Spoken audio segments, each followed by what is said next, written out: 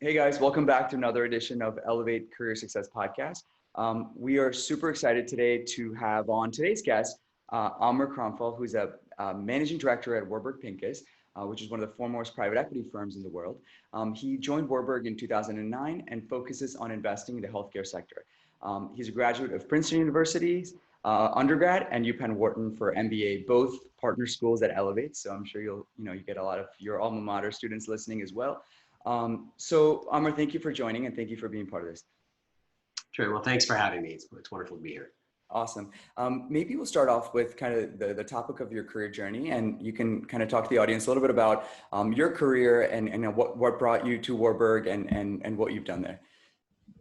Happy to do it. As you mentioned, I was at Princeton for my undergrad, and I actually joined Princeton with no idea of what I wanted to do. I actually started as an English major of all things, and then ended up taking a computer science class. And Princeton's one of the few places, I think they still have this, but at the time you could actually take computer science as a liberal arts student. So I started liberal arts track and fell in love with computer science and the way of thinking there. And so I ended up becoming a computer science major, sort of converted over from an English major. While I was there, I had the chance to use the internship to kind of figure out if computer science was something that I wanted to do. And I ended up doing some stuff with Time Warner and Microsoft, and kind of quickly realized that I loved the ideas behind computer science, but the kind of nitty gritty and detailed work of being a programmer or a program manager probably wasn't going to be for me.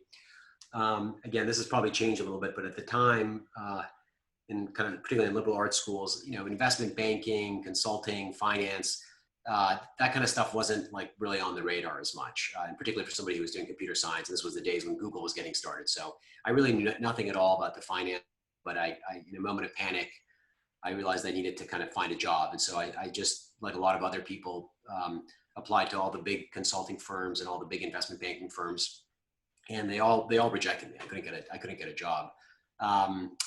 I was lucky in that, I can't remember exactly how this got connected. Somehow, and this will be a recurring theme in my career, the fact that I did computer science, I was able to kind of leverage that to get into a firm that was supposedly a strategic consulting firm, but really was doing kind of supply chain consulting. And the fact that I had this technology background helped a little bit. And so I ended up in a supply chain consultancy.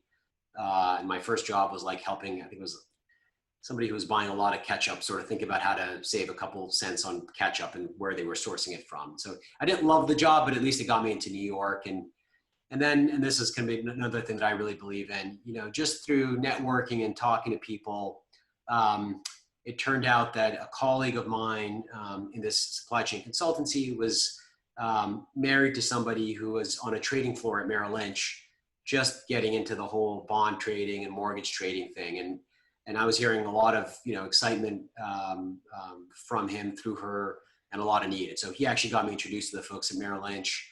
I walked in, and this was sort of the heydays of the sort of the bond trading boom. And so literally the interview was, can you do some simple math, and here's a job. And so I started on a trading floor then, and that's kind of how I got into the world of finance. And honestly, my first like 1 or 2 months there, I wanted to quit every day of the job, because this was sort of some of the things that you'll read about in things like Liar's Poker. Like I was dressed in a suit, going and collecting cheeseburgers and hamburgers for people and getting shouted at right, left, and center. And I didn't even know what a bond was. So I had to sort of pick up books and teach myself. Nobody was there to help.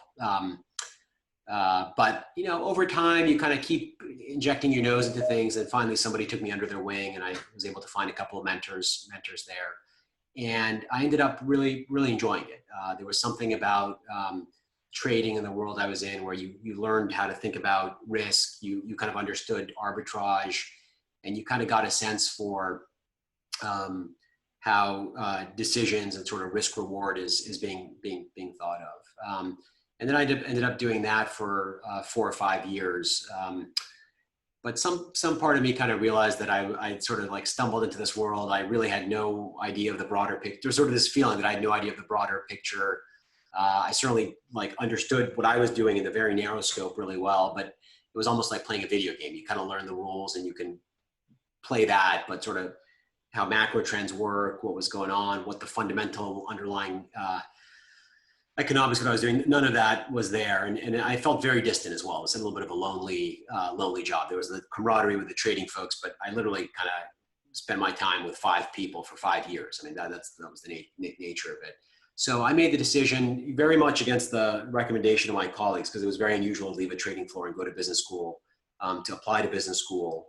I ended up leaving in April of 2007. And it had nothing to do with the fact that I predicted a bubble or I knew that anything was going to happen. It was a little bit of, dumb luck. And incidentally, a lot of people say you were so lucky to have left that. I'm not so sure. I think actually having gone through the crisis would have been a terrific learning for somebody young at that stage in their career. But I ended up leaving and going to business school again with little sense of what I really wanted to do, other than a feeling that I wanted it to be perhaps a little bit more international. I wanted to be perhaps a little bit more oriented in sort of building things that I could touch and feel and more connected to reality, so I could sort of see what I was doing, or sort of understand what I was doing more fundamentally. For me, business school was a terrific opportunity to do that, because you really get a chance, particularly if you're sort of thinking about a career change, to consider a lot of different careers and different things. And what I quickly gleaned into is that there wasn't sort of a particular sector where I was building a passion for, but I did have a passion for kind of learning about new sectors and learning about business. And I also discovered that I really enjoyed kind of teamwork and working with people, which had actually completely been lost on me on the trade desk. You're working with people that's very different, because it's kind of like a group of people that you're almost like your brothers and sisters in arms. It's not exactly the same. And so I decided that I wanted to get into the private equity world. This would have been, the 08, 09 timeline. So not the best time to be looking for a job.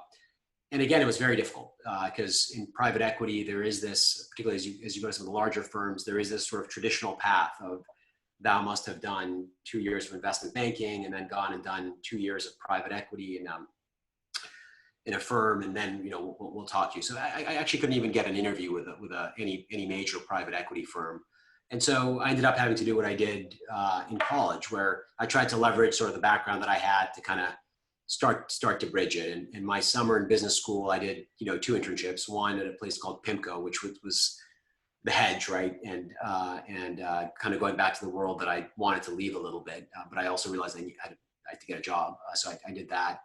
But then I was able to get an internship at Goldman in London in leverage finance. And I somehow convinced them that the fact that I was on a trading floor made me a good candidate for leverage finance. And that was a really good thing to have done. One, because it put me in London, and 2, it kind of got me at least that investment banking, kind of stamp. And 3, as sort of happens in life, sort of similar to how I found the job at Merrill, just in interacting and networking with people, I ended up getting connected to somebody who was close with a senior partner at Warburg in London. And the stars sort of aligned. There was somebody that had just announced, sort of late cycle, they were going to be leaving at my level. There was a lot of opportunity, notwithstanding the macro, to be thinking about emerging Europe and emerging markets. I'm Lebanese by nature, and so somehow like Warburg took me, well, if you're Lebanese, emerging Europe, kind of close enough. I joke that sometimes, but they were willing to take a risk on me, which was great. And something I was very, very grateful for. And so I started at Warburg really doing emerging Europe, which was at the time, and it's shifted now, kind of consumer and tech type of businesses, a little bit of healthcare, but really focused on the geography. And I did that for a few years, and then the rest of my career progression sort of mirrored sort of changes in life and changes at the firm. The first one was I ended up meeting my wife, who was a doctor in the U.S., and it was going to be very hard for her to come back, or for her to leave the U.S. and practice in the U.K. And so Warburg was very constructive in that. The firm, and we can talk about it a little bit later, it's, even though it's got global offices, it's sort of a single pool of economics and a single culture. So there was a sort of a big focus, and still is a big focus, on having people, particularly early in their career, work in different groups. And there were some changes happening in the tech group in the US. And so I was able to kind of join the tech group in the US and work there, which was terrific, because now I was able to start building a domain. And it also took me back to something that was maybe a little bit near and dear to my heart from the time in college. And so I did that for a few years at Warburg. And then there was another opportunity that was related to just sort of some changes again in the firm and a chance to kind of come in on the ground floor of sort of rebuilding and rebooting our healthcare efforts, which has been a big franchise for Warburg. And I did that leaving a space that I really loved, because sort of I'd say tech is a category, a space I have passion, but I did it, maybe with a little bit of a feeling that tech was never going to go away in healthcare and that it'd be part of the answer, not really knowing anything, just sort of having that feeling. And here I am. So now I'm sort of on the healthcare side at Warburg, and somehow found a way to actually marry healthcare and technology together in a way that sort of has made sense for me. And fortunately, kind of for the time being, seems to be a pretty good place to be investing. Yeah, thanks, Amar. I think lots of so many stories there. We'll dig into some of these as we go on. But I think a couple of takeaways, at least for me, is a lot of our students now, are going kind of similar to you in the business school case. A lot of my business school students are starting their job kind of search in similar positions that you were, and frankly, I think your story of kind of breaking into private equity, and a lot of them are looking at private equity, is a little bit of being right place, right time, building the right relationships, and also kind of plugging in where you can kind of fit yourself and then figuring it out as you go type of thing, and reacting almost to the needs of different firms and markets, et cetera. So we'll get to some of your tactical advice perhaps for those students who are listening in. Related to that, I want to talk to you a little bit about kind of the investing job and the investing mindset. Obviously you've done this now, for over a decade at Warburg. Maybe you could talk a little bit about what's become, help you become a better investor over your career, or where you started off, and the types of things that was it repetition, was it seeing a lot of deals, was it working with like really good people, maybe tactical things that people can do as they potentially look into going to private equity or just becoming better investors? Yeah. Well, a couple of things. I'd say one thing which I've always believed, and I think that was a little bit ingrained in me from the training floor at Merrill, and the experience of having sort of seen this effort that made a lot of money that then ultimately blew up. And I really do think this is to really maintain humility through the whole thing. I think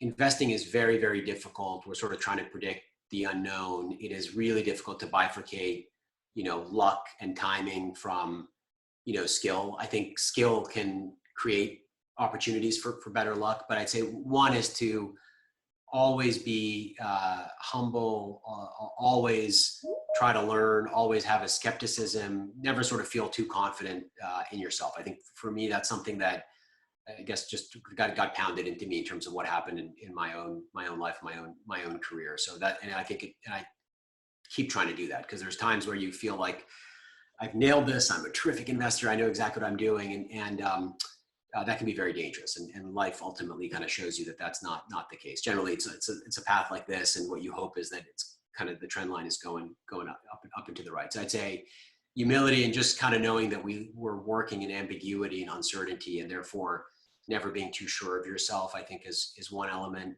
that I just remind people to do. I think in investing, and I think this is true in trading and private equity and hedge funds, the best way to learn is really is the apprenticeship model. It's not sort of picking up a book. It's really working with somebody and looking at businesses and understanding how they look at that. And I'd say one of the best things for me of having moved around is that I've had a chance to work with a lot of really good investors, and they're all good in different ways. They've got different spikes, different things they tend to focus on.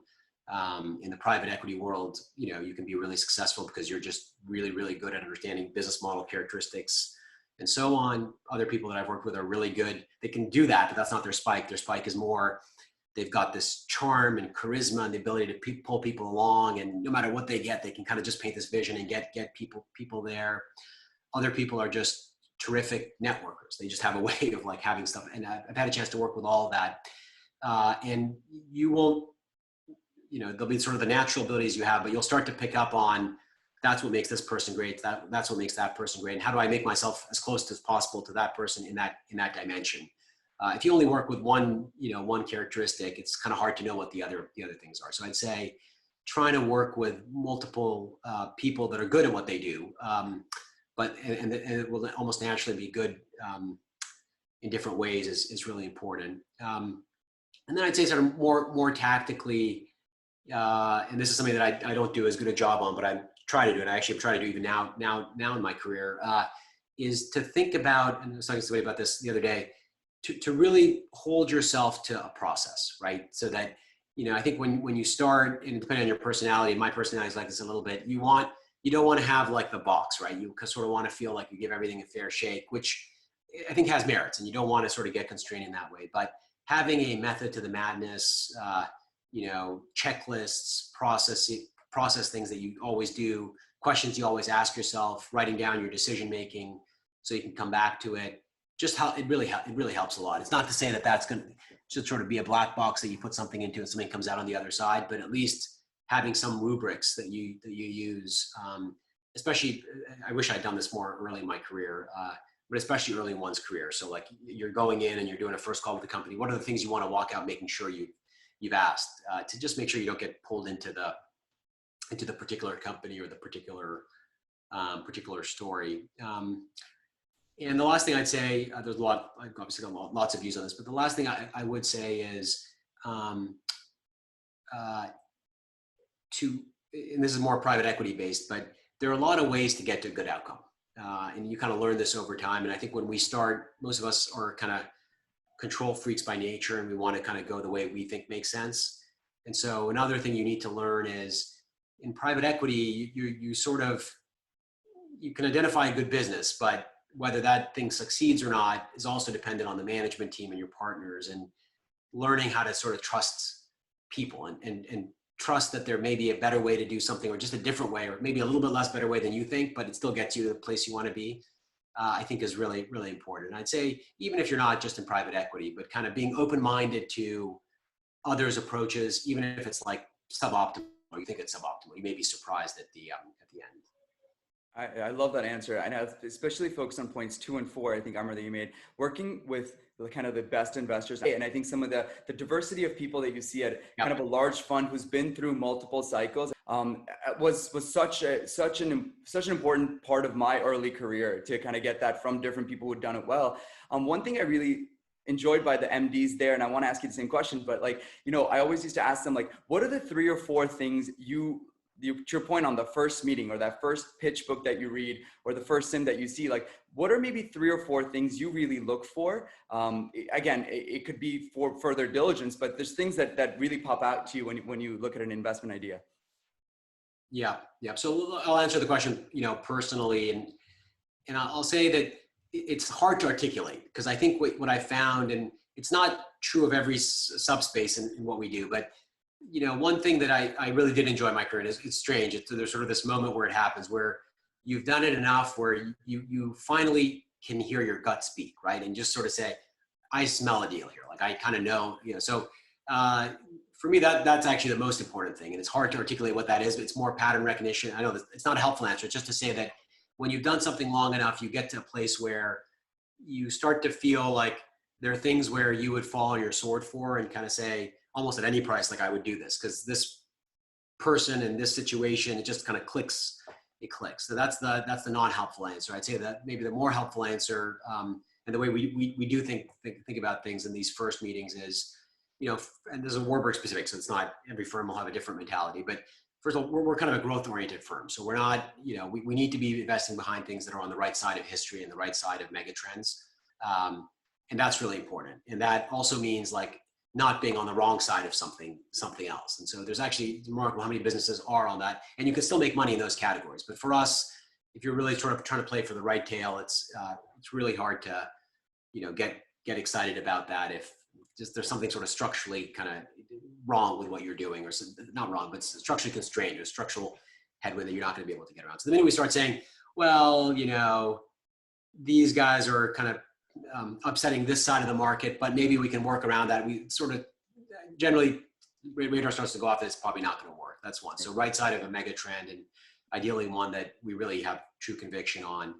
Then there's a whole bunch of micro characteristics, that are, again, sort of in the stuff that I do, at least, generally, is it a business that's recurring in terms of the way that it generates its revenues? people talk a lot about the SaaS model, but there's a lot of other places you can get it. A lot harder to get excited about, a business where every year you've got to start from zero, right? And start finding new customers and building. Again, we don't have to invest in everything. So if you can, you might as well invest in something that has that characteristic. Is it, mission critical in terms of what it does, or is it nice to have? Again, you have the luxury of choosing. So, and everything's expensive. So maybe pick on those things. And there's a whole bunch of others I won't get to, but just sort of the whole micro sort of things that you just look at in the business that sort of come together. The third thing I'd say is traction. Is there real signs here that this is working? And when you talk to customers and you talk to the people, they're solving something that people are really excited about. It kind of feels like there's good momentum and so on. Again, as a growth investor, we look for that. And then the last, perhaps the most important, is the people you're backing, right?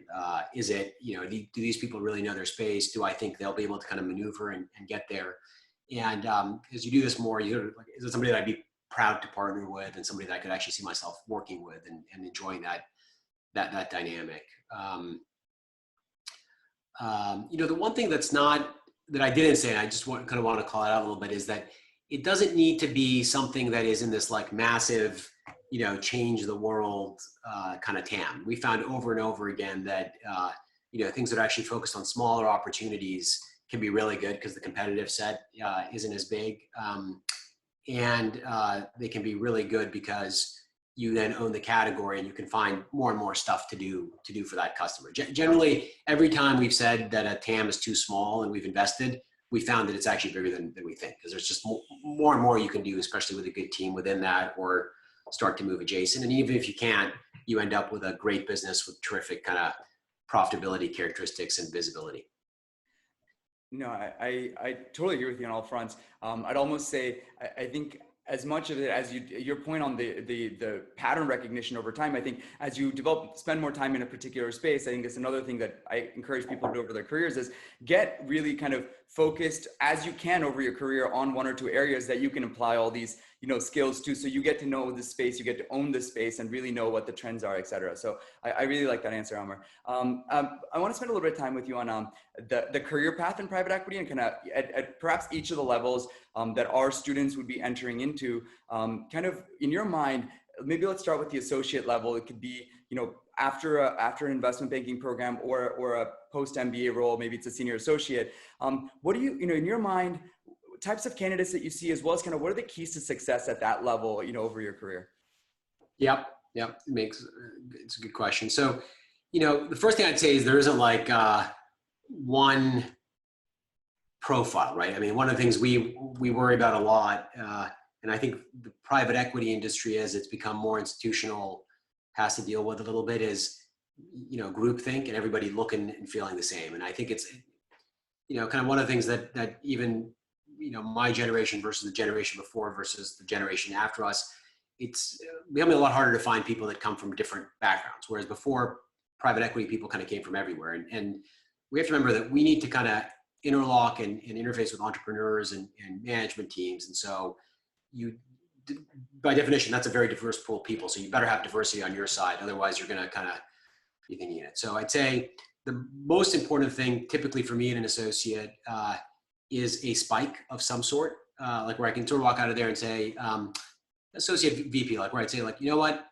I'm not sure, but I can tell that this person here is just, their interpersonal skills are so strong, that's going to serve them so well in this career. And everything else needs to be there. We come back to what the everything else is. Or this person just, like, they're so smart, like that's going to attract people to them, and that's going to make them a trusted, again, everybody's smart, but they just, the way they think about the world, or their thinking just so structured and so on. And sometimes, they're just the whole package. It's just amazing how balanced they are, right?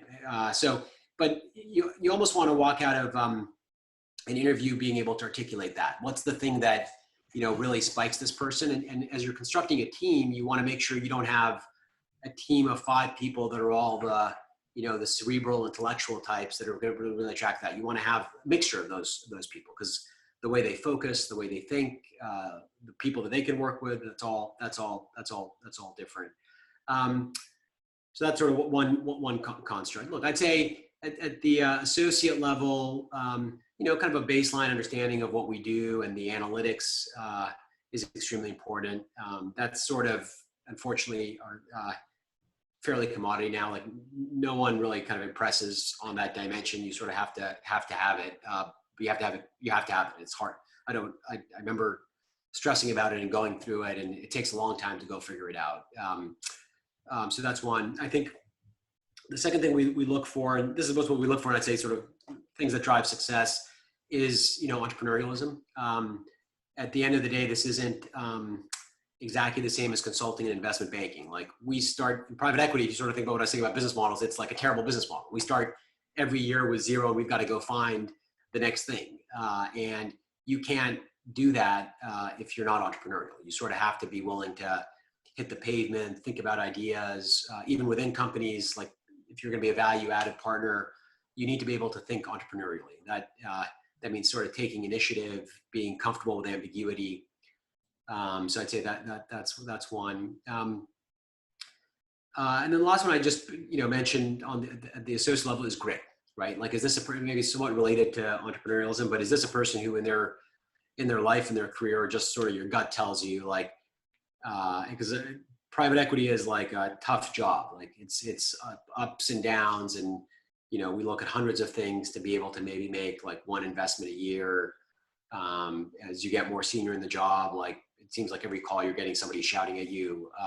The good stuff doesn't come to you. It's always the crisis or the moment of panic. So you have to have the ability to kind of have grit and be comfortable with that sort of falling down, getting up, falling down, getting up, and so on. So I'd say those are some of the things that we think about at the associate level. No, that's super helpful. I second all those things. I think you're right in terms of the traditionality of backgrounds. Kind of what can you add beyond that? Whether it's some sort of innovative ways to think about problems, or how you think about the market or areas to invest. I think all those things you bring to the table makes you much more attractive as a candidate. Maybe let's switch a little bit upstream to maybe the MBA side, or the principal level of now you're being asked to not just quarterback the deals and bring those together, get involved on all the transaction side, as well as the sourcing efforts and management of portfolio companies. So now you kind of see the whole gamut. Maybe you can opine a little bit on what makes those candidates stand out in the process as well as in the job. Yeah.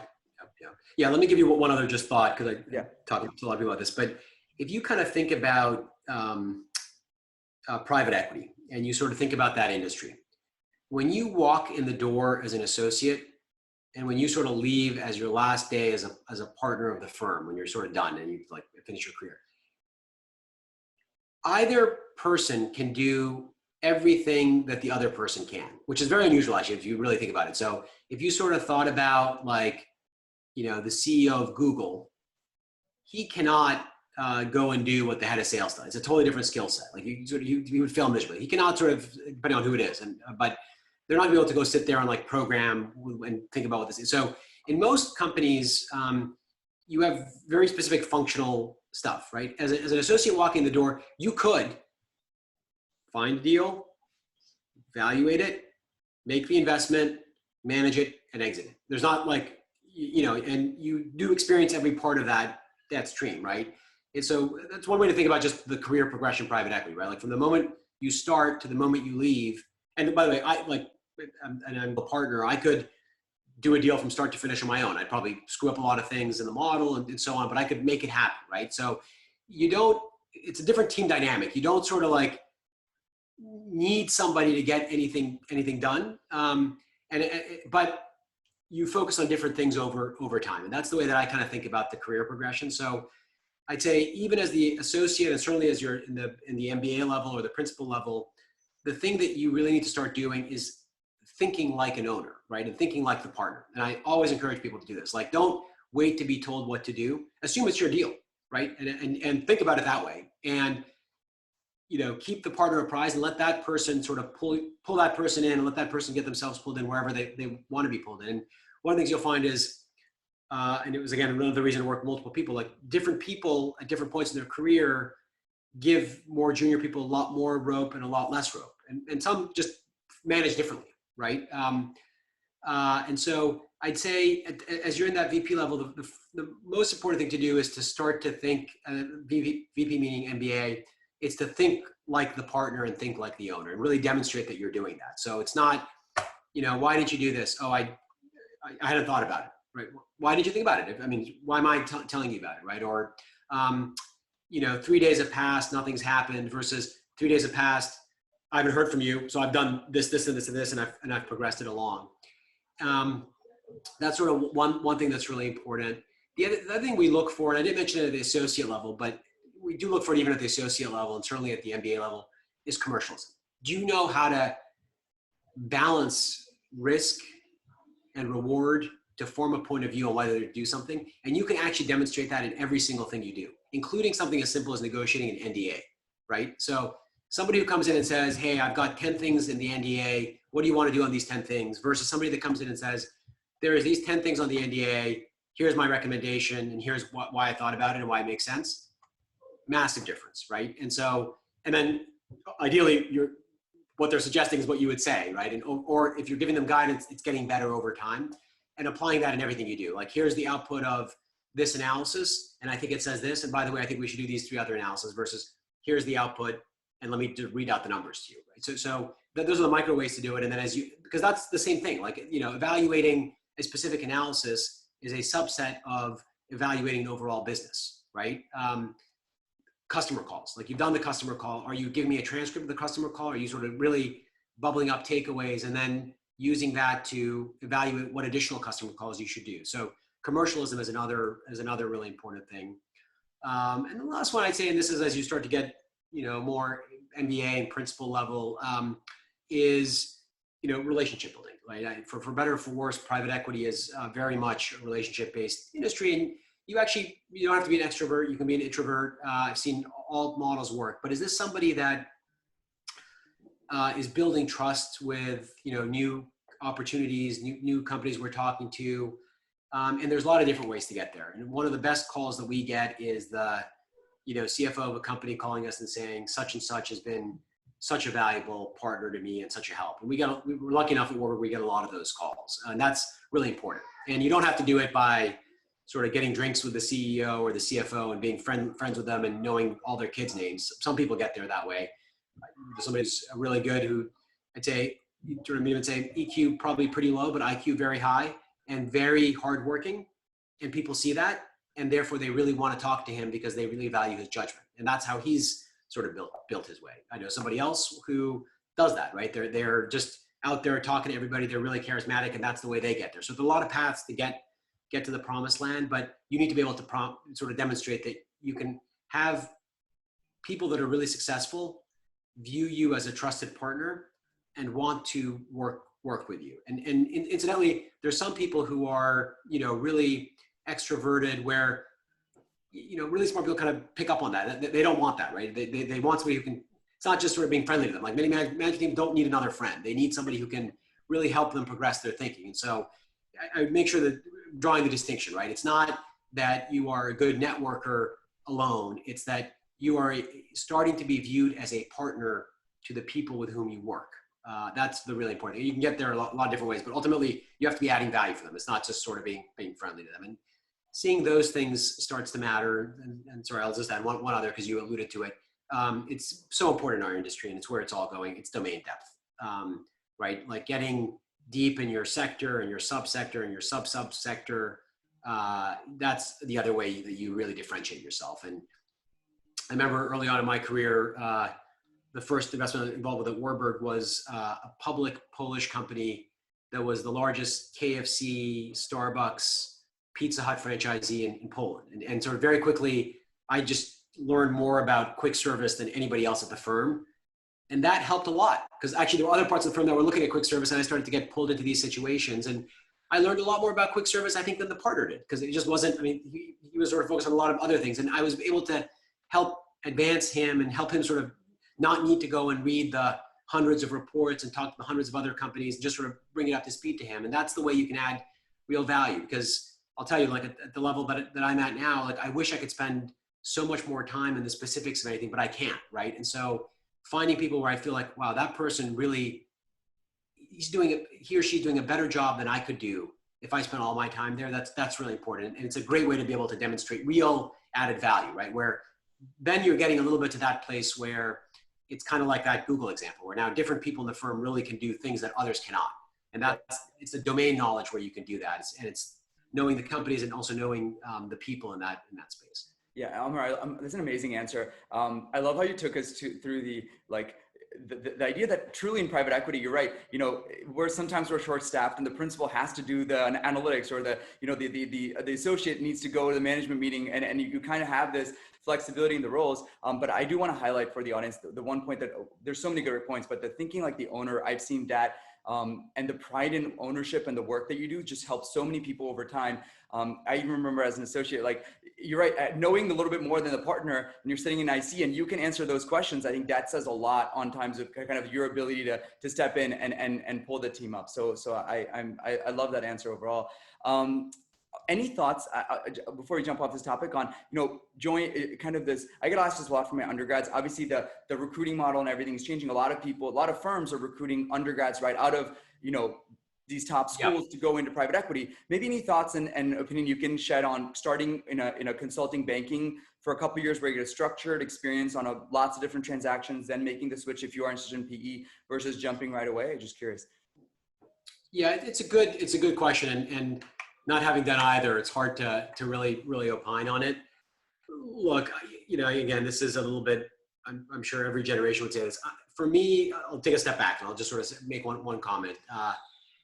I'm very grateful that I did not do finance in undergrad, and I'm actually very grateful that I had a chance to really kind of explore other things before getting into it, because I do see a lot of people that, and many of them are successful. Maybe they have this passion and knowledge of what they want to do, but I just would work, if you don't really know what you want to do, I'd make sure to give yourself enough of a chance to explore other things. That's sort of one comment. I think that's happening less and less.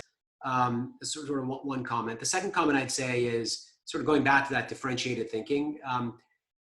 I kind of know where the firms are in terms of the way that the big firms are. And unfortunately, there's a different answer there. But I do think over time, having different ways to think about things, and sort of as you think about yourself as a person, rather than just how do I get into the next job, I think making sure that you have a diversity of experience is really important. And so I would worry a little bit, and that's why we encourage our folks that do this, that when we hire somebody out of school directly, that they just sort of stay at Warburg their entire time. So I think generally when we're hiring people out of school, and we've been very successful doing that actually, we were one of the early to do it, we're trying to find ways for them either to go to business school or to get seconded into one of our companies so they get a different experience. Look, to answer your question more pragmatically, I think it's really hard, and unfortunately getting harder to get into the larger private equity firms without that, 2 years of investment banking or 2 years of consulting. So I think if that's like really where the mind is, I would recommend doing that. It'd sort of be kind of a little bit irresponsible to say just go do whatever you want to do. I'd say if you are a little bit a bigger risk appetite and are less sure, I would be very encouraging of people to think about maybe going and working in a real company for a while, or taking on an entrepreneurial thing. And you probably will end up pivoting not to the largest private equity firms, but you'll pivot to firms that are starting up that are looking for really smart people, where you can have tremendous economic opportunities. So that's much better than at the larger firms, or to the VC or mid-market world where, it's all competitive these days, unfortunately, but where just the N is bigger. And so you kind of have more ability to look at things. So not one, I don't think there's sort of like one path to it. Look, I do think the opportunity to go, if it were me personally and I had the opportunity to go out of school directly into private equity versus banking, I would probably go directly into private equity, because I feel like, you'll learn most of the same stuff. I don't think there's sort of a big diversity in the investment banking skill set in the first 2 years versus private equity. And then you're kind of getting the benefit of being more on the buy side if that's where you want to end up. So that decision is a little bit easier in my mind. But those opportunities are really competitive and hard to get to. And there's just a lot of paths to kind of get to the promised land. Sure. I just want to kind of the last topic of subject I want to get your thoughts on just trends right now. The first, the first question here is we're in this kind of crisis, similar to Ken, to you alluded to when you came out of business school. Maybe what tactical advice do you have for MBAs who are looking to kind of make the switch? I'd say of the MBA schools that we're at, maybe a third or to a half pre-PE experience, and maybe a half don't, but some of them are looking to break into PE. But let's just talk to the audience that is looking to break into PE. What is advice you have there? As similarly for undergrads who may be displaced or their job prospects have been kind of shortened due to the crisis, maybe kind of what advice would you give those groups of people? Yeah, biggest advice would be to just sort of again, this is something that somebody told me long time ago, but we tend to look at our lives kind of like this, like we're sort of looking at the point of the pencil and we're not sort of seeing it like this, which is it's a broad thing. And so when you're in the middle of a crisis, it kind of feels like the world is falling apart. I'm just starting my career. Just say, kind of take a breath and don't worry about it, because in the span of one's career, there'll be ups and downs, and there'll be moments in time where, where you're prioritizing one thing or the other. And so every crisis passes, right? And I think in some sense, starting one's career in a crisis is a very good thing, because you get the benefit of learning, perhaps in a lower risk way, and then the benefit of the upswing when things happen. It's sort of one comment. So just take a breath. I do think what it necessitates is just being more open-minded, and it goes back a little bit to this comment around we all sort of feel like I must go here, and then I must go here, and then I must go there. And I think that's just not how life works. And I think the sooner you can learn that and internalize that, the better. And so being flexible and saying, well, I'm going to try to go here, but I've got a plan B and a plan C and a plan D is really important. Even with people at Warburg, I always find it funny when I'm talking to the associates and I'm like, well, where are you applying to business school? Harvard. Okay, well, if that doesn't happen, is that going to dictate your entire life? I mean, what's next, right? What's the other part of your plan? So I think just having multiple plans, and always remembering that life has optionality. So wherever you end up, if you continue to talk and you continue to position yourself to get lucky, eventually the stars will align. So I'd say those things. And then the last thing I'd say is sort of if you're in a job or you're joining a job, the best learning for me, and actually the best chances to step up were for me in companies that weren't doing that well.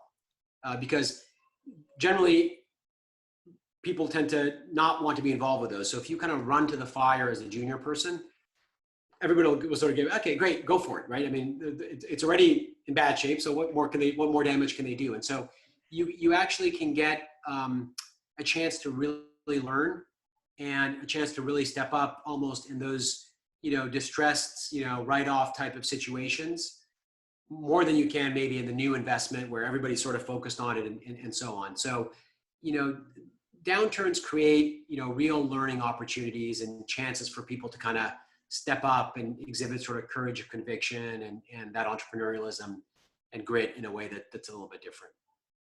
Amazing. I would add on to that by saying, I think continuing to build relationships, not from a short-term perspective, but, I think those have helped me over my career. And I'm sure everyone can attest to this just organically. And I think you just put yourself in a position to be lucky. Last question I'm for you before I let you go is on the state of private equity right now. Obviously, you see lots of capital in the space. Valuations are, where they are, both on the public and private side, up, then down, then up, maybe slightly down. Leverage is tougher to get perhaps, and then the outlook operationally is also very mixed. So, maybe you could talk a little bit about where you see the industry. I know it doesn't cut all ways, right? Healthcare and technology where you're in have performed better than a lot of the other areas, but maybe broadly PE, what are you seeing and kind of what is your outlook? Yeah. So, something that I really believe in is it's very dangerous to sort of try to predict the future. And I've lived my career trying not to do that, so I won't sort of opine on where I think like the asset class is going or all that. But look, what I'd say about the industry, I sort of mentioned it already, but it's becoming more and more competitive. It's amazing how even today, I was just talking with somebody the other day where they're like, our firm is now starting up an effort to go and write, smaller checks and get into growth equity. And so every area where there are returns capital is sort of flocking to. And so it is getting harder and harder to do. I think if you sort of take a step back and you look at it as an asset class, the thing still keeps performing, and sort of the place that there's a chance to really generate alpha. So that's still true. I don't think that's not true. I think that's an exciting and good thing for us. But it's definitely a lot harder than it was when I started, and definitely be a lot harder 9 years from now than it is now. What I think has happened because of that, and the reason it still kind of is working, is I think in the old days, private equity was a lot more similar to kind of the public investing world. Like, company would come in, they'd pitch to you, you'd sort of evaluate it, you'd make the investment, and then you'd attend the board meetings and you'd reap your reward at the end. That has completely changed now, right? Now, what's happened is you have to have a lot of angles, a lot of very specific tactical operational things you're going to do. And that's not like your upside. Like, you have to sort of have the conviction that you're going to do all those things, and that will generate you that kind of base case return. And so the biggest change in my mind is sort of what happens in between, investment and exit. And that's a lot more work. Now, if you like that sort of thing, it actually makes it a lot more satisfying. Like, I think private equity, we're becoming as much investor. If in the old days, you really were just a pure investor and sort of viewed financially, I think increasingly you're having to be both investor and sort of strategic consultant, right? And it depends on your perspective. It's actually something that I really like, because I actually, that part of it is what I find the most satisfying, sort of the post investment, rolling up the sleeves, figuring out how to partner with great management teams and get it done. And then the only thing I'd say is, because of this sort of competitive dynamic, this idea of, domain depth, and almost every private equity firm is becoming a little bit of a strategic. Like, even at this point, the bankers know if it's this type of thing within healthcare IT, it's probably Warburg and these three other firms that are going to prevail and pay the highest price. If it's this kind of thing in healthcare IT, it's probably not Warburg and these three firms. So we may still get the book, but it's almost like you kind of know, everybody sort of knows what your different sub theses and themes are. And that, I think will continue to happen. What else? The only other thing I'd say is, and I just make this comment, and I think private equity is a great place to be, and I've loved being there. But, because of that, I think the balances of power shift, right? So I think, and maybe they'll shift again one day, but today,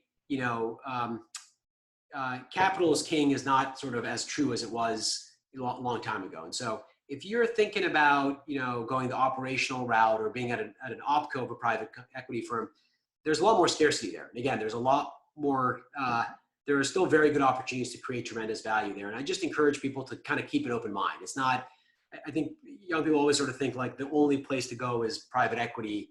And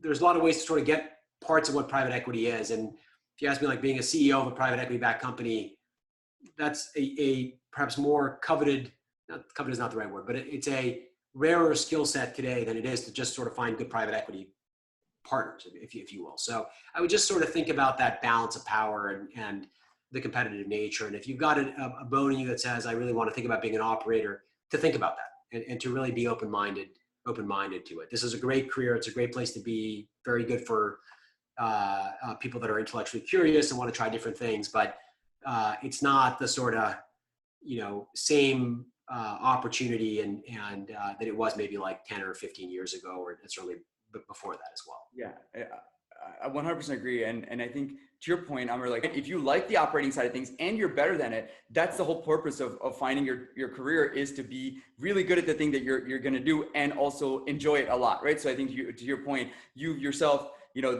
like a little bit of the operational side. So you kind of get to do that in the PE side, but if you want to do that in a more fulsome way, doing an opco is a great way to do it. Well, okay. So I think, kind of we've reached the end of this. So I think I want to thank you, Amr, for your time on behalf of our 4,000 plus students across 50 universities, et cetera, who really got a chance, I think, today to listen to the behind the scenes, when they listen to it, of PE, coming from a senior person in the industry, but also took a pretty non-traditional path to succeed there. So I want to thank you for being a part of this, Amr.